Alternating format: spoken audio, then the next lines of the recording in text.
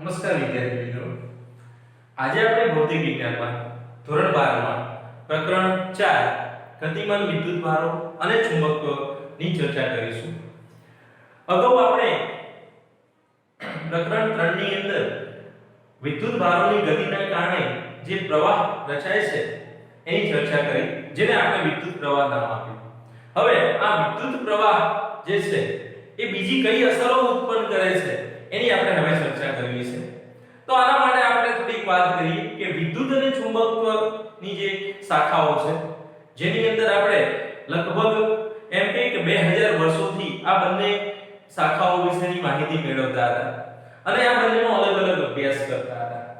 હવે આજથી 200 વર્ષ પહેલા 1820 માં ડેનિશ વૈજ્ઞાનિક ઓસ્ટર જે અવલોકનો મેળવ્યા પ્રાયોગિક રીતે, એના ઉપરથી વિદ્યુત અને ચુંબકત્વ એકબીજા સાથે સંકળાયેલા છે એનો ખ્યાલ આવ્યો. હવે આપણે અહીંયા ઓસ્ટરના પ્રયોગની વાત કરીએ કે ઓસ્ટરે જે અવલોકનો આપેલા છે, ઓસ્ટરનો જે પ્રયોગ છે એ આ મુજબ હતો. એને શું કર્યું કે એક પ્રવાહધારી તાર લીધો. આ પ્રવાહધારી તાર આપણે અહીંયા સમજીએ કે અહીંયા એક બેટરી લગાડેલી છે અને એની સાથે એક કી લગાડેલી છે અને આ રીતે પરિપથ પૂર્ણ કરેલી છે. મિત્રો, અહીંયા આ જે કી છે જેવી ભરાવવામાં આવે છે એવો આ તારમાંથી વિદ્યુત પ્રવાહ વહેવાનું ચાલુ થાય છે. હવે એને જે એના અવલોકનની વાત કરીએ કે એને પ્રયોગ દરમિયાન એક ચુંબકીય સોયને આ રીતે સ્થિર મૂકેલી હતી. હવે આ જે ચુંબકીય સોય છે એનો નોર્થ ડાયરેક્શન આ બાજુ હતો. સમજી લો કે આ જે ઘાટો ભાગ છે એ નોર્થ બતાવે છે અને આ છે એ સાઉથ છે. સમજો બરાબર કે આ એક તાર છે. આમાં જ્યારે પ્રવાહ નતો વહેતો ત્યારે ચુંબકીય સોય આ રીતે રહેતી હતી. હવે બેટરી કનેક્ટ કરી, કી ભરાઈ, પ્રવાહનું નિર્માણ કર્યું અને વિદ્યુત પ્રવાહ આ દિશામાં વહેવાનું ચાલુ થયું. તો આ પરિસ્થિતિમાં ચુંબકીય સોય જે આમ સીધી રહેતી હતી એ હવે મૂવ થઈ ગઈ અને આ રીતે મૂવ થઈ ગઈ. પ્રયોગની અંદર આ અવલોકન મળતા ચુંબકીય સોયના કોણાવર્તન ઉપરથી ઓસ્ટરે એવું અનુમાન કર્યું કે તારમાં વિદ્યુત પ્રવાહ વહેવાને કારણે ચુંબકીય સોય જે છે એ ચુંબકીય ક્ષેત્રથી વિચલિત થાય છે. આ ચુંબકીય સોય એ પૃથ્વીના ચુંબકીય ધ્રુવ પ્રમાણે ગોઠવાયેલી હતી. આપણને ખ્યાલ છે કે નોર્થ ડાયરેક્શનની અંદર n ધ્રુવ રહે એ રીતે ચુંબકીય સોય ગોઠવાયેલી હોય છે. તો મુક્ત રીતે જે સોય અહીંયા ફ્રી પડી હતી એ વખતે એનો n ધ્રુવ જે છે એ પૃથ્વીના n ધ્રુવ તરફ હતો અને જેવો પ્રવાહ વહેવાનું ચાલુ થયું તો એના કારણે આ ચુંબકીય સોય જે સીધી રહેવાના કારણે સીધી રહેવાની જગ્યાએ પોતાની પોઝિશન ઉપરથી મૂવ થઈ, એટલે કે કોણાવર્તન આવ્યું. તો આ કોણાવર્તન આવા પાછળનું કારણ ઓસ્ટરે એવું આપ્યું કે અહીંયા બીજું કોઈ એવું ક્ષેત્ર, ચુંબકીય ક્ષેત્ર ઉત્પન્ન થતું હોવું જોઈએ જ્યાં સોયને પોતાની મૂળ પરિસ્થિતિમાંથી વિચલિત કરે છે. એને પ્રયોગને રૂપાંતરિત કરી બીજા ભાગમાં આ રીતનું કર્યું કે આ ચુંબકીય સોય એ રીતે જ રાખી અને બેટરી જે છે એના બે છેડા ઉલટાઈ દીધા. એટલે શું થશે? બેટરીના બે છેડા ઉલટાવશું એટલે અહીંયા જે ધન ધ્રુવમાંથી પ્રવાહ આમ વહીને આ રીતે આવતો હતો એ પ્રવાહ હવે આ રીતે વહન પામશે. એટલે કે પ્રવાહની દિશા જે છે, વિદ્યુત પ્રવાહની દિશા આના કરતા આ પરિસ્થિતિમાં ઉલટી. ચુંબકીય સોય એઝ ઇટ ઇઝ મૂકેલી હતી. ચુંબકીય સોયને આ રીતે જ ગોઠવેલી હતી. હવે આ જે સોય છે એ પહેલી વખતે પ્રવાહ વહેવાના કારણે જે આમ થઈ હતી એ બીજી વખતે પ્રવાહની દિશા ઉલટાઈ તો ચુંબકીય સોય કોણાવર્તન એના કરતા ઉલટું આપ્યું. સમજો કે આ એક ચુંબકીય સોય છે અને આ પ્રવાહધારી તાર છે. એની ઉપર આ સોયને પ્રથમ પરિસ્થિતિમાં પ્રવાહ જ્યારે આ દિશામાં જતો હતો ત્યારે ચુંબકીય સોય આમ કોણાવર્તન આપ્યું અને જ્યારે પ્રવાહની દિશા ઉલટાવવામાં આવી, આ બાજુમાં કરવામાં આવી, ત્યારે આ ચુંબકીય સોય કોણાવર્તન ઉલટાઈ ગયું. તો આના ઉપરથી ઓસ્ટરે પ્રવાહની દિશા સાથે ચુંબકીય સોયના કોણા દર્શાવ્યું. તો આ બે મેથડો પ્રમાણે એને કામ કર્યું. હજી એને બીજી બે પ્રવૃત્તિ અહીંયા બીજી કરી. આ ચુંબકીય સોયને નીચે રાખી પ્રયોગ કર્યો. તો પ્રવાહ ધારિત તારની ઉપર રાખી જ્યારે ચુંબકીય સોયનો પ્રયોગ કરવામાં આવ્યો અને એને આ ડાયરેક્શન આપી. આ જ પ્રવાહ ધારિત તારની નીચે જ્યારે ચુંબકીય સોયને ગોઠવવામાં આવી અને પ્રયોગ કરવામાં આવ્યો તો એ વખતે ચુંબકીય સોયે કોણાવર્તન ઉલટું આપ્યું. એટલે ઉપરની ડાયરેક્શનમાં આ બાજુમાં નોર્થ ધ્રુવ ગયો, નીચે રાખી તો નોર્થ ધ્રુવની ડાયરેક્શન ઉલટી ગઈ. તો આ એવું દર્શાવે છે કે ચુંબકીય સોય જે વિરુદ્ધ દિશામાં કોણાવર્તન આપે છે ઉપર અને નીચે, તો એ ચુંબકીય ક્ષેત્રની દિશા પણ ત્યાં વિરુદ્ધ હોય એવું એને એના પરથી નક્કી કર્યું. અને આ રીતનો પ્રવાહ રાખી પણ એને ચેક કર્યું. તો એમાં પણ એને એ જ પ્રકારે અહીંયા પહેલા કરતા પરિસ્થિતિ જુદી મળી, એટલે કે વિરુદ્ધ મળી. તો આ બધા અવલોકનો એવું દર્શાવે છે કે પ્રવાહ ધારિત તાર એટલે કે ગતિમાન વિદ્યુત ભારો પોતાની આસપાસ ચુંબકીય ક્ષેત્ર ઉત્પન્ન કરતા હોવા જોઈએ. હવે ચુંબકીય ક્ષેત્ર જે ઉત્પન્ન થાય છે એની દિશાની વાત આવી, કારણ કે ચુંબકીય ક્ષેત્ર એક સદિશ છે અને સદિશ હોય તો એની સાથે કોઈ દિશા હોવી જોઈએ. તો ચુંબકીય સોય જે રીતે ગોઠવાઈ એના ઉપરથી ઉત્પન્ન થતા ચુંબકીય ક્ષેત્રની ડાયરેક્શનની અમને ખબર પડી. તો હવે માની લો કે આ આકૃતિ જે છે આને આપણે અહીંયા ફરીથી ખાલી પ્રવાહ સાથે દર્શાવવા માટે દોરી અને એને આપણે આ રીતે બતાવીએ કે ધારો કે આપણી જોડે એક તાર છે, માની લો કે આ એક તાર છે. આ તારનો આડછેદ છે જે તમારી સામે અહીંયા દોરેલો છે. આ તારની અંદર પ્રવાહ બહાર આવતો હોય તો એને હું ટપકા વડે બતાવું છું, આ રીતે ટપકું કરીને. અને પ્રવાહ અંદર જતો હોય તો એને હું ચોકડી વડે બતાવું છું. તો આ શું બતાવે છે? આ રીતે સમતલને લંબ હોય એવો એક તાર છે જેમાં પ્રવાહ અંદર જઈ રહ્યો છે અને જેમાં પ્રવાહ બહાર આવી રહ્યો છે. તો અહીંયા ટપકું હોય તો એ શું બતાવે છે? વિદ્યુત પ્રવાહ સમતલને લંબ છે અને જે બહાર આવી રહ્યો છે. વિદ્યુત પ્રવાહ સમતલને લંબ છે અને અંદર જઈ રહ્યો છે. મિત્રો, આજે ચુંબકીય સોયની જુદી જુદી પોઝિશનો બતાવેલી છે. એ પોઝિશનોમાં જે ઘાટો ભાગ છે એ નોર્થ અને એની બાજુમાં જે આછો વિસ્તાર બતાવેલો છે સફેદ ભાગ એ સાઉથ બતાવે છે. હવે તમે ધારી લો કે અહીંયા પ્રવાહ જે છે એ સમતલને લંબ રૂપે બહાર આવી રહ્યો છે. ધારો કે આ તાર આ રીતે મૂકેલો છે અને આ તારના તમારી બાજુએ પ્રવાહ આવી રહ્યો છે. તો એના દર્શાવવા માટેની મેથડ આ છે, વર્તુળ કરી એમાં ડોટ કરવામાં આવે અને એના કરતા ઉલટી પોઝિશન. ધારો કે પ્રવાહ અંદર જાય છે તો એના દર્શાવવા માટેની મેથડ આ છે, વર્તુળ કરી એમાં ચોકડી કરવામાં આવે. હવે આ બંને પોઝિશનનો જે વિચાર કરીએ છીએ, અહીં વિદ્યુત પ્રવાહ સમતલને લંબ રૂપે બહાર આવી રહ્યો છે, અહીં વિદ્યુત પ્રવાહ સમતલને લંબ રૂપે અંદર જઈ રહ્યો છે. પ્રથમ પોઝિશનમાં ચુંબકીય સોયને જ્યારે આ રીતે રાખવામાં આવે છે ઉપરની પોઝિશનમાં, કોઈ ગમે તે રીતે પોઝિશનમાં, તો એ પ્રવાહના કારણે એવી રીતે ગોઠવાય છે કે જેથી એનો નોર્થ ધ્રુવ આ બાજુએ રહે. અમારી આંગળી જે દિશામાં બતાવેલી છે એ દિશામાં નોર્થ ધ્રુવ રહે એ રીતે એ ગોઠવાય છે. આ રીતે સમજો બરાબર કે ધારો કે આ પ્રવાહ ધારિત તાર છે અને આ ચુંબકીય સોય છે.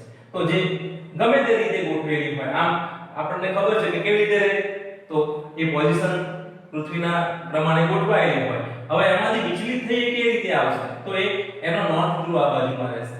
અહીંયા રાખીશ આ પોઝિશનમાં તો એનો જે નોર્થ ધ્રુવ છે એ આ ડાયરેક્શનમાં થઈ જશે. અહીંયા રાખીશ તો નોર્થ ધ્રુવ આ ડાયરેક્શનમાં થઈ જશે. અહીંયા રાખીશ તો આ ડાયરેક્શનમાં રહેશે. એટલે ચુંબકીય સોય એ એવી રીતે ગોઠવાશે કે જેથી પ્રવાહ ધારિત તાર જે છે એના વડે ઉદ્ભવતું ચુંબકીય ક્ષેત્ર આ પોઝિશનમાં મળે છે. એટલે કે ચુંબકીય ક્ષેત્ર જે દિશામાં ચુંબકીય ક્ષેત્ર ઉત્પન્ન થયું હશે એ દિશામાં ચુંબકીય સોય ગોઠવાયેલી માલુમ પડે છે. એ જ રીતે પ્રવાહ અંદર જતો હશે તો એની અંદર નોર્થ અને સાઉથ આ રીતે ગોઠવાય છે. આના કરતા ઉલટી પોઝિશન થઈ. તો બીજી રીતે કહેવું હોય તો પ્રવાહ ધારિત તાર જે છે એનાથી કોઈ લંબ અંતર વિચારવામાં આવે, આ તાર છે એનાથી લંબ અંતર, તો આ પોઝિશનમાં જે ચુંબકીય ક્ષેત્ર છે એ સ્પર્શકની દિશામાં હશે. વર્તુળ વિચારવામાં આવે અને એ વર્તુળને સ્પર્શક દોરવામાં આવે તો એ સ્પર્શકની દિશામાં મળે. હવે સ્પર્શક બે દિશામાં થાય. આ ડાયરેક્શન પણ સ્પર્શકની થાય, આ ડાયરેક્શન પણ સ્પર્શકની થાય. તો એના માટે તમારે પ્રવાહ કઈ દિશામાં જઈ રહ્યો છે એના આધારે વિચારવાનું થાય. તો આ પોઝિશનમાં વિષમઘડી દિશા મળે છે, આ પોઝિશનમાં સમઘડી દિશા મળે છે. આ બાબત આપણે ધ્યાનમાં લઈશું. અને હવે એને એક બીજો પ્રયોગ પણ કર્યો. ધારો કે આપણી જોડે આ રીતનું એક સમતલ હોય અને આ સમતલમાંથી એક તાર પસાર કર્યો હોય કાણું પાડીને. આમાંથી એક તાર પસાર કરી અને એ તારની વિચારણા કરવાની છે. આ તારને બેટરીના બે છેડા સાથે જોડી દઈએ અને એની અંદર વિદ્યુત પ્રવાહ જેવો સ્ટાર્ટ કરીએ તો આપણે જોઈએ એમ કે આ તારની આજુબાજુ ચુંબકીય ક્ષેત્ર મળ્યું. તો એ ચુંબકીય ક્ષેત્ર એમાં પણ ઉત્પન્ન થશે. હવે આપણે આ જે પુઠ્ઠું છે આ પુઠ્ઠા પર આપણે લોખંડના નાના કણો નાખીએ કે લોખંડનો ભૂકો ભભરાઈએ અને આમાંથી તારમાંથી વિદ્યુત પ્રવાહ પસાર થવાના કારણે એ ભૂકો જે છે એ અહીંયા વર્તુળાકાર પેટર્નમાં ગોઠવાયેલો માલુમ પડે છે. જેવું દર્શાવે છે કે તારમાં વિદ્યુત પ્રવાહ વહેવાને કારણે ઉત્પન્ન થતું ચુંબકીય ક્ષેત્ર એ તારથી લંબ અંતરોએ વિચારીએ તો એ કેવી રીતે હોવું જોઈએ? સ્પર્શકની દિશામાં હોવું જોઈએ. તો ઓસ્ટર્ડના આ અવલોકનો પરથી આપણે એવું સાબિત થયું, એવું કહી શકીએ કે પ્રવાહધારિત તાર પોતાની આસપાસ ચુંબકીય ક્ષેત્ર ઉત્પન્ન કરે છે. અને આ જે પ્રયોગ છે એને આના અનુસંધાને એવું કહી શકાય કે વિદ્યુત ક્ષેત્ર અને ચુંબકીય ક્ષેત્રને એકબીજા સાથે સાંકળવાની વાત દ્રઢ કરી અને ત્યારબાદ ફેરાડે અને બીજા વૈજ્ઞાનિકોએ આ વાતને આગળ લઈ ગયા. જે વસ્તુ આપણે જે વાતો પછી આગળના પ્રકરણોમાં કરીશું. હાલ આપણે આ બાબતની અહીંયા ચર્ચા કરવા માંગીએ છીએ. તો આ પ્રકરણની અંદર આપણે શું ભણીશું?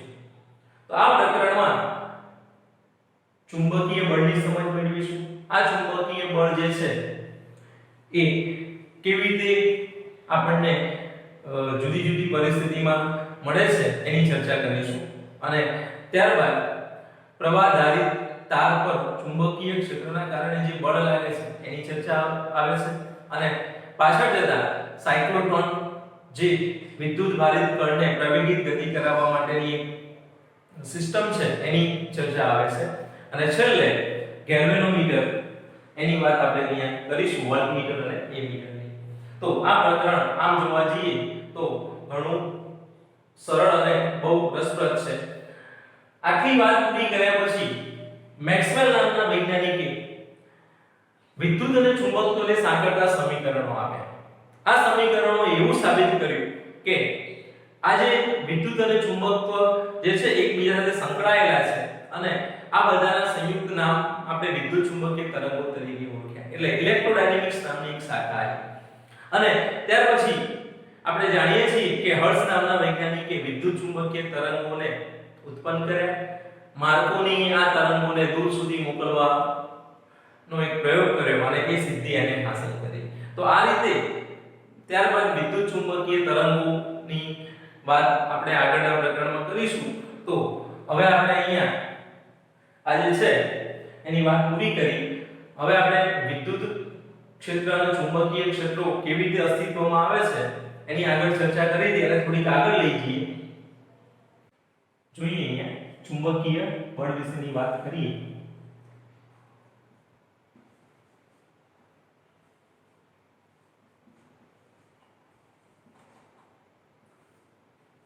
હવે ચુંબકીય બળ જે છે એ સમજવા માટે આપણે આગળના પ્રકરણનો થોડીક અહીંયા ઉપયોગ કરીએ. પ્રકરણ 1 માં વિદ્યુત ભાર પોતાની આસપાસ વિદ્યુત ક્ષેત્ર ઉત્પન્ન કરે છે એવું ભણ્યા હતા.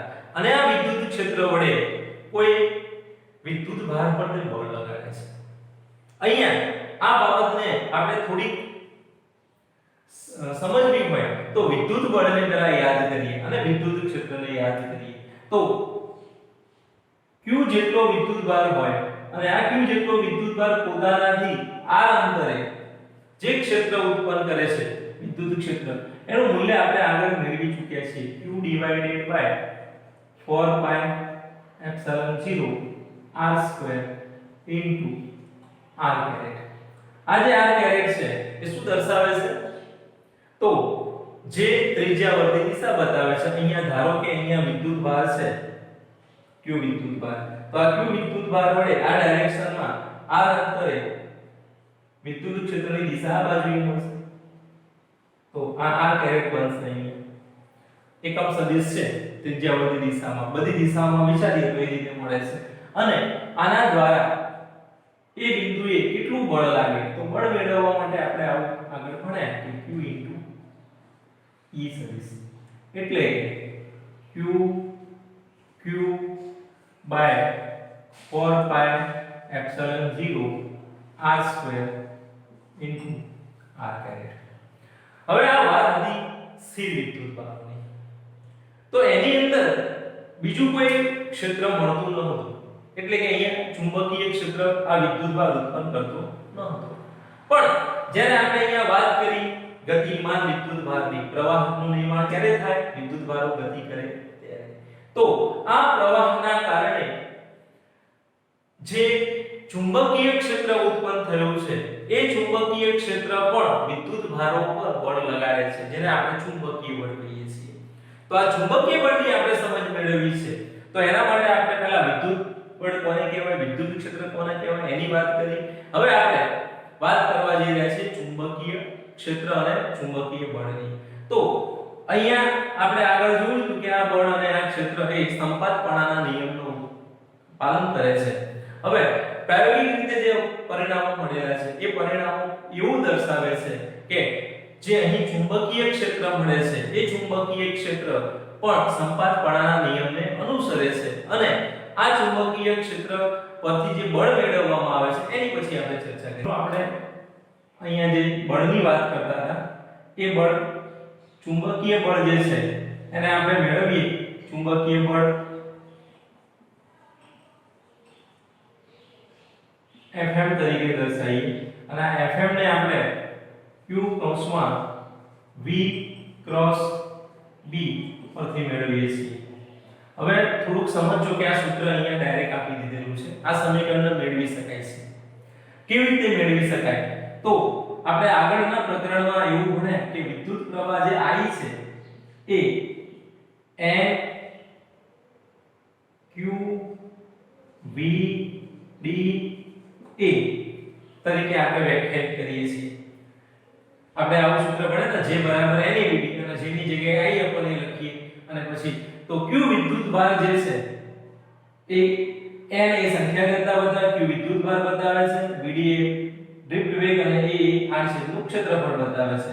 હવે dl જેટલી લંબાઈનો પ્રવાહ ખંડ વિચારવામાં આવે તો એના માટે idl સદિશ બંને સાઈડે dl વડે હું ગુણી કાઢું તો n a vd q dl આવું લખાય.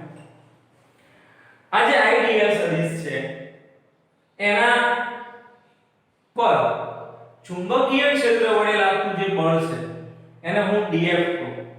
તો આ જે df છે એનું મૂલ્ય કેટલું થશે? તો એ idl અને b ના ક્રોસ ગુણાકાર પરથી મળે છે. હવે આ જે મૂલ્ય છે એ મેળવવા માટે આપણે અહીંયા કિંમત ભરી દઈએ idl, તો df સદિશ બરાબર n a vd q dl cross b. હવે તમે જુઓ કે અહીંયા જે vd છે એ ડ્રિફ્ટ વેગ બતાવે છે, અને dl એ નાના પ્રવાહ ખંડની દિશા દ્વારા દોરેલો એક ખંડ છે. તો જે દિશામાં dl છે એ દિશામાં vd છે, તો આને હું આ રીતે લખું n a q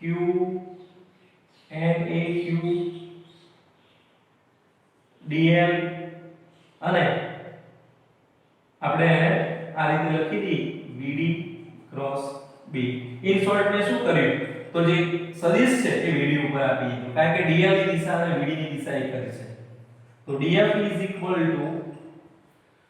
n a q dl. હવે મિત્રો તમે અહીંયા સમજો કે n a અને dl આ ભેગા કરી દઈએ, n a dl અને q કૌંસમાં vd ક્રોસ b.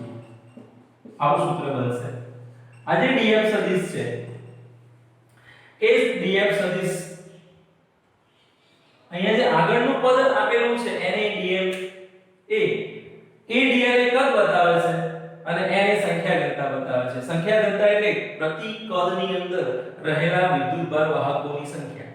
તો n એ dl શું બતાવે છે? કુલ સંખ્યા બતાવે છે.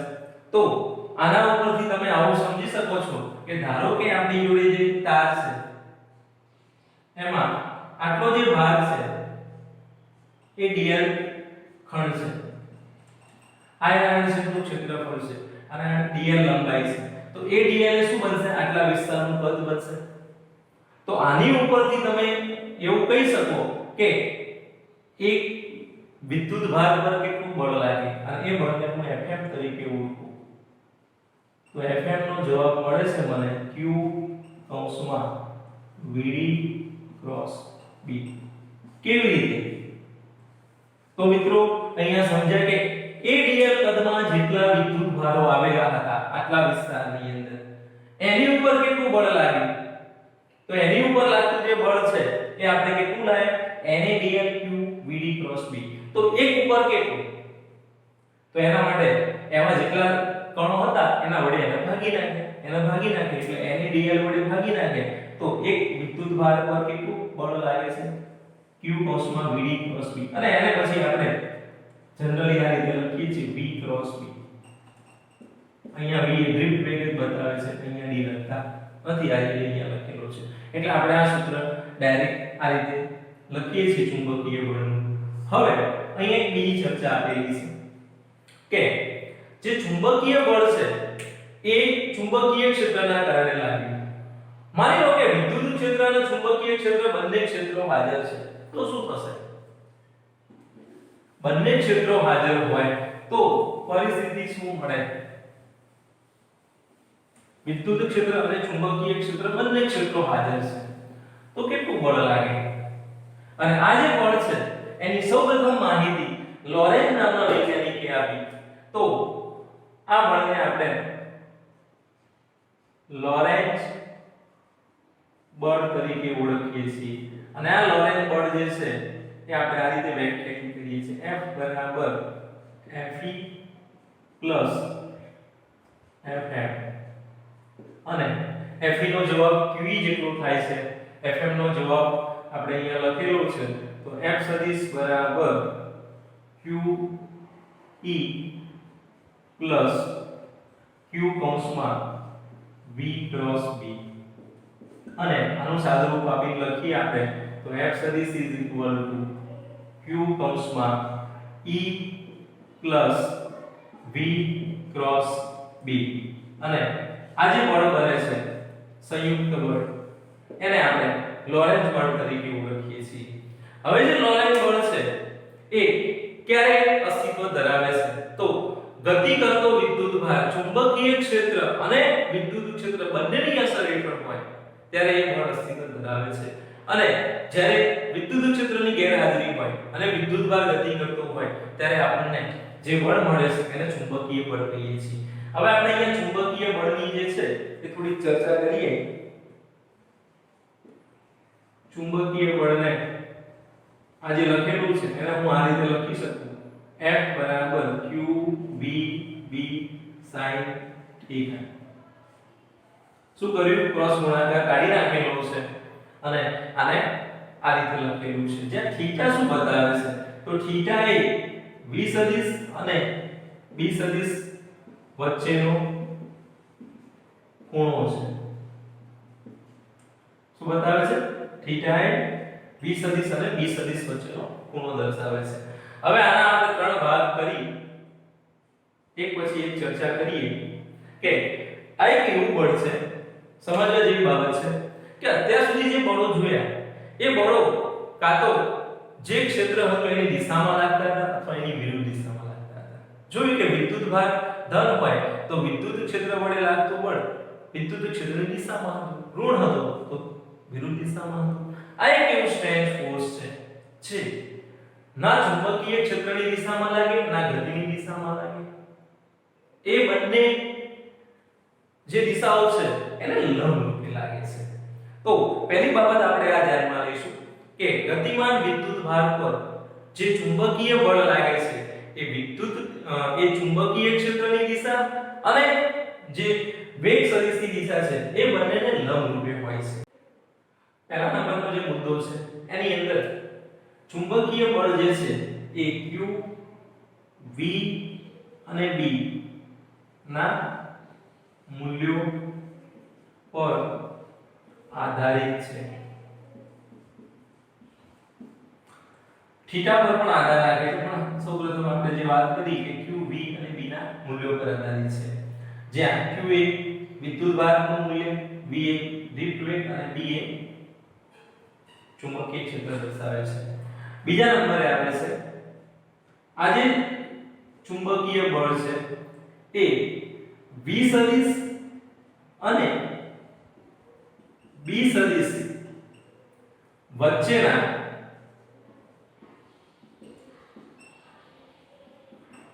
કોણ પર આધાર રાખે છે.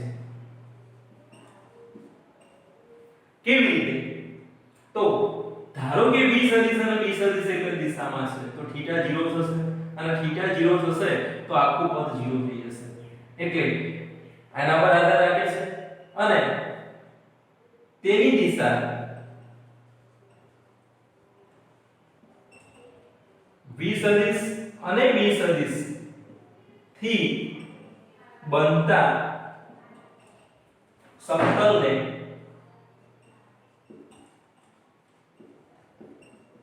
લંબ રૂપે મળે છે.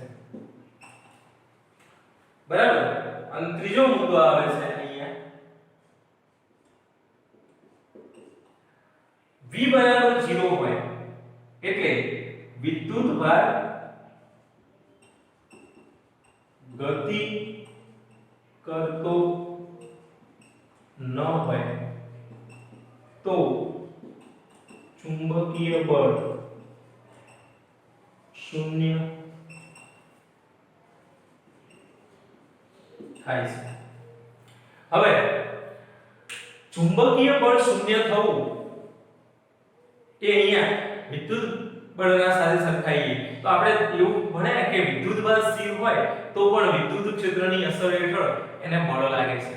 જ્યારે ચુંબકીય ક્ષેત્રની અંદર વિદ્યુત ભારની ગતિ થતી હોય તો જ તે બળ અનુભવે છે. એટલે આ બંને બાબતો એકબીજા સાથે તમારે સરખાવવાની છે કે ચુંબકીય બળ અને વિદ્યુતીય બળમાં શું ડિફરન્સ છે. તો ગતિ કરતો વિદ્યુત ભાર જ ચુંબકીય બળ અનુભવે છે. સ્થિર વિદ્યુત ભાર ચુંબકીય બળ અનુભવતો નથી, ભલે તે ચુંબકીય ક્ષેત્ર હાજર હોય. ધારો કે આ વિસ્તાર છે, આની અંદર ચુંબકીય ક્ષેત્ર છે. આ વિસ્તારમાં ચુંબકીય ક્ષેત્ર ધારો કે અંદરની દિશામાં છે તો એને હું અહીંયા ચોકડી વડે બતાવું છું. B હાજર છે પણ વિદ્યુત ભાર અહીંયા કેવું સ્થિર છે, ગતિ કરતો નથી, તો એ કોઈ પણ પ્રકારનું ચુંબકીય બળ અનુભવશે નહીં. આ બાબત તમારે ધ્યાનમાં લેવાની છે કે ચુંબકીય બળ ક્યારે લાગે? જ્યારે વિદ્યુત ભાર ગતિ કરતો હોય ત્યારે. અને હવે આપણે આની ડાયરેક્શનની વાત કરીએ કે V અને B થી બનતા સમતલને લંબ રૂપે મળે છે તો હવે એ કેવી રીતે સમજી શકાય એ ડાયરેક્શનને? તો એ ડાયરેક્શન આપણે આ રીતે લઈ શકીએ છીએ. તમે આગળ 11મા ધોરણની અંદર ચોકડી ગુણાકાર ક્રોસ ગુણાકાર ભણ્યા છો સદિશોના, એનો અહીંયા આપણે ઉપયોગ કરવાનો છે. ધારો કે મારી જોડે અહીંયા એક સમતલ છે, જે સમતલ આ રીતે છે, એને આપણે આ રીતે દોરેલું છે. સમજી લેજો કે સમતલ આમ લેવાનું છે. આ એક સમતલ છે જે ઉપર દેખાય. આની અંદર કોઈ વિદ્યુત ભાર ધારો કે આ દિશામાં ગતિ કરી રહ્યો છે, એટલે આ સમતલ છે આમ ક્યાંક જઈ રહ્યો છે અને ચુંબકીય ક્ષેત્ર આ દિશામાં છે. આ B ની દિશા છે અને આ V ની દિશા છે. તો જે ચુંબકીય બળ છે એ કઈ દિશામાં લાગશે? તો આ થીટા બનશે.